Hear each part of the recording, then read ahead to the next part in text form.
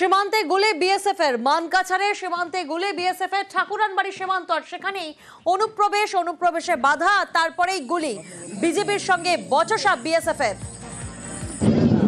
প্রতিনিধি নিলয় এই মুহূর্তে আমাদের সঙ্গে রয়েছে। নিলয়, কতজন অনুপ্রবেশের চেষ্টা করছিল এবং তারপরে এই ঘটনা?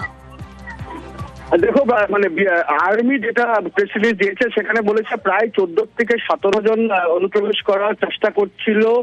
আর এই যখন মানে এই অনুপ্রবেশ করার যখন চেষ্টা বা পুশিনার যখন চেষ্টা চলছিল তখন প্রথমে বিএসএফ বাধা দিয়েছিল। বাধা দেওয়ার পরে বিজিবি এসে প্রথমে তর্কাতর্কিতে লিপ্ত হয়, লিপ্তর পরে ঠেলাঠেলি হয়। আর তারপরে যখন পরিস্থিতি ওখানে উত্তেজনাময় হয় তখন বিএসএফ কে শূন্যতে গুলি চালনা করতে হয় পরিস্থিতি সামান্য করার জন্য। কিন্তু তারপরেও অনেক দেরি অবধি এই যে জিরো ল্যান্ড বা নোম্যান্স ল্যান্ড বলা যায়, নোম্যান্স ল্যান্ডে যে অনুপ্রবেশগুলি করার চেষ্টা করার যেসব লোক এসেছিল সেখানেই কিন্তু অবস্থান করে অনেক এখনো সেখানেই রয়েছে।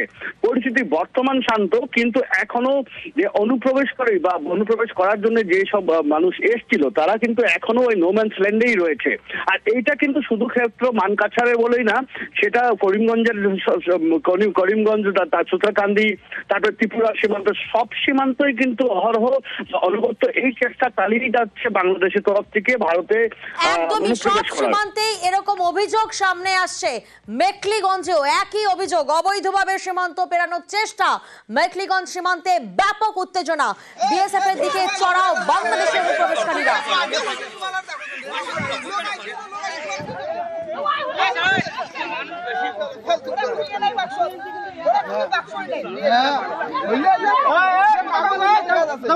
যে ছবি এই মুহূর্তে আপনারা দেখছেন, বিএসএফ এর দিকে চড়াও বাংলাদেশের অনুপ্রবেশকারীরা। মেখলিগঞ্জের ছবি, পাল্টা রুখে দাঁড়ায় বিএসএফ। মেখলিগঞ্জের বাগডোগরা ফুলকাডাবরি সীমান্তের এই ঘটনা।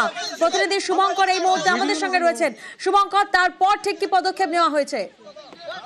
হ্যাঁ প্রিয়াঙ্কা, দেখো তোমাকে জানিয়ে রাখি, এই মেখলিগঞ্জ সীমান্ত দিয়ে গতকাল বিকেলে একজন বাংলাদেশি সীমান্ত পেরিয়ে ভারতে ঢোকার চেষ্টা করছিল। সেই সময় সীমান্তে পহরারত বিএসএফ জওয়ান তাকে বাধা দেয়। কেন তাকে বাধা দেওয়া হয়েছে, ভারতবর্ষে ঢুকতে দেওয়া হচ্ছে না বেআইনি ভাবে, এই অভিযোগ তুলে একদল বাংলাদেশের কৃতি বিএসএফ এর দিকে লাঠি বাটাম নিয়ে ধেয়ে আসছে।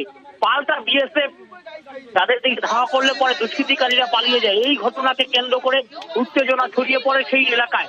যদিও পরবর্তীতে বাংলাদেশের সীমান্তরক্ষী বাহিনী বিজিবি গোটা বিষয়টি নিয়ে বিএসএফ এর সঙ্গে কথা বলে, তাদের মধ্যে ফ্ল্যাগ মিটিং হয়।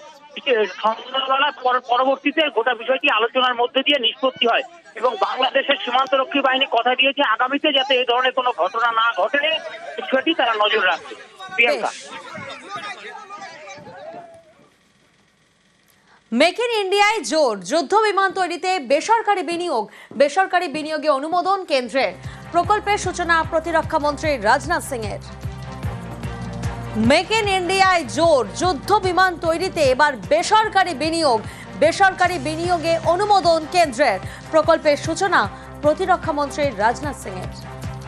देश ने एक सपना देखा था कि वो 5वीं पीढ़ी का फाइटर बना के रहेगा और लगता है ये सपना अब पूरा हो चुका है और सपने ने आकार लेना भी शुरू कर दिया है।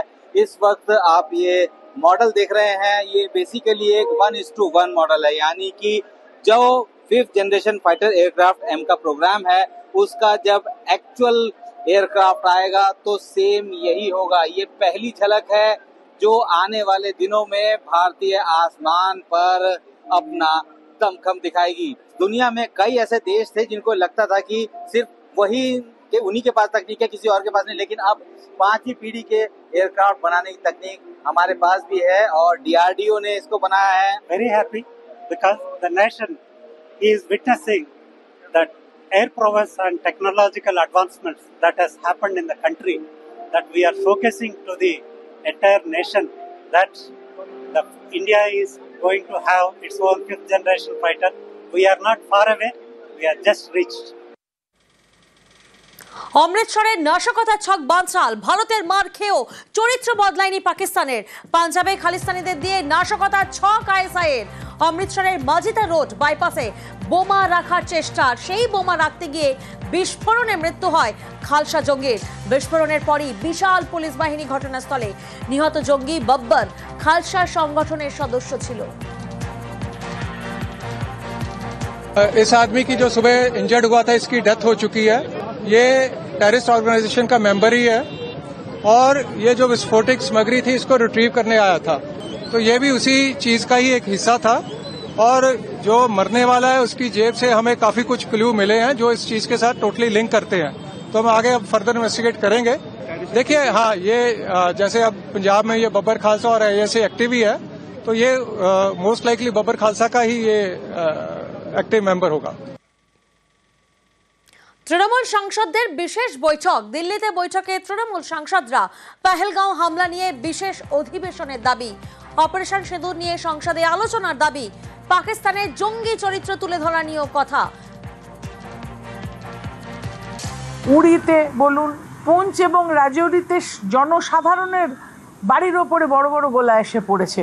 তাহলে আমাদের দেশে সেই ধরনের প্রস্তুতি থাকবে না কেন জানার জন্য যে এরকম আক্রমণের পরিকল্পনা হচ্ছে। যারা হত্যা করলো আজ অবধি কিন্তু তাদেরকে ধরা হয়নি। প্রশ্নের কিন্তু আমরা উত্তরও পাচ্ছি না যে তারা কোথায় আছে।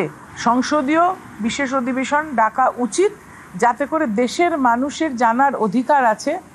সংসদ ভবনের মধ্যে দিয়ে যে সাংসদরা রয়েছেন তারা যেরকম শুনতে পারবেন, আবার তাদের মতামত জানাতেও পারবেন। আমরা মাননীয় প্রধানমন্ত্রীর কাছে একটা চিঠি পাঠানো হয়েছে। আমরা ওনাকে অনুরোধ করেছি যে উনি একটা বিশেষ অধিবেশন ডাকুন। আভ্যন্তরীণ সুরক্ষা বিষয়টা অত্যন্ত চিন্তার বিষয় হয়ে দাঁড়িয়েছে। দেশ সেটা নিয়ে কি ভাবছে। অন্যদিকে সিঙ্গাপুরের রামকৃষ্ণ মিশনে অভিষেক বন্দ্যোপাধ্যায় শান্তির লড়াইয়ে মনীষীদের থেকে অনুপ্রেরণা। বিশ্ব দরবারে অপারেশন সিঁদুরের সাফল্য প্রচার। সন্ত্রাসবাদের বিরুদ্ধে একজোট দেশ, জঙ্গি মদতে পাক ষড়যন্ত্রের বিরুদ্ধে প্রচার। ফের হামলা হলে আরও কড়া জবাবের হুঙ্কার অভিষেক বন্দ্যোপাধ্যায়।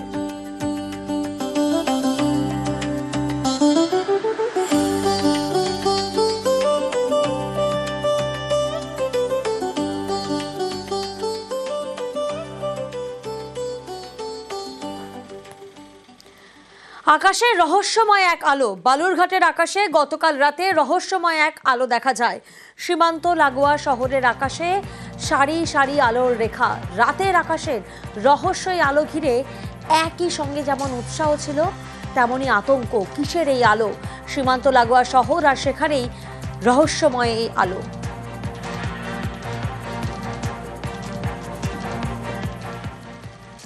ভারত বাংলাদেশ সীমান্তে রহস্যময় ড্রোন। রাতের আকাশে ড্রোন ঘিরে চাঞ্চল্য। ফাঁসি দেওয়া সীমান্তে 3টি রহস্যময় ড্রোন দেখা যায়। সীমান্তের আকাশে কোথা থেকে এলো ড্রোন এখনো স্পষ্ট নয়। আকাশে বেশ কিছুক্ষণ ঘোরাঘুরির পর ড্রোনগুলির আর হদিশ পাওয়া যায়নি।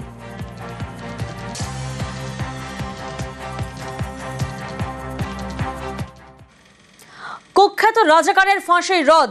ইউনুস জামানায় মুক্ত 71-এর কুখ্যাত যুদ্ধ অপরাধী জামাত নেতা আজরাহুল ইসলামকে ফাঁসি থেকে মুক্তি। আজরাহুল ইসলামের আর্জি মঞ্জুর আপিল বিভাগের। মুক্তিযুদ্ধের সময় ভয়াবহ যুদ্ধ অপরাধের অভিযোগ আসে। যুদ্ধ অপরাধের অভিযোগে আজহারুলের ফাঁসির রায়। আন্তর্জাতিক অপরাধ ট্রাইব্যুনালে বহাল মৃত্যুদণ্ড। যুদ্ধ অপরাধের ক্ষেত্রে এই প্রথম কারো ফাঁসি খারিজ। জনাব এটিএম আজহারুল ইসলাম সাহেবকে সকল অভিযোগ থেকে বেকসুর খালাস প্রদান করেছেন। আজকে থেকে এখন থেকে জামায়াতে ইসলামীর সাবেক ভারপ্রাপ্ত সেক্রেটারি জেনারেল জনাব ATM Azharul Islam is an innocent man.